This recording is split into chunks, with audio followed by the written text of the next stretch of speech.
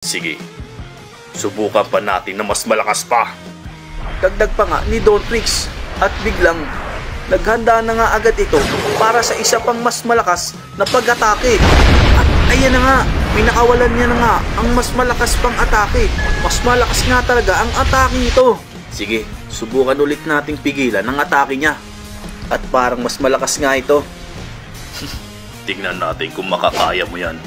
Ito pa! Banggit nga ni Don Trix at sabay nga papalapit na ito kila Jing.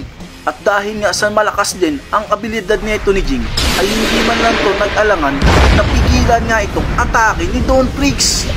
At ayan na nga, tumama na nga kila Jing ang atake ni Don Trix. At talagang mano-manong pinigilan ng abilidad ni Jing at ni Jing ang kapangyarihan nito na tumatama sa kanila.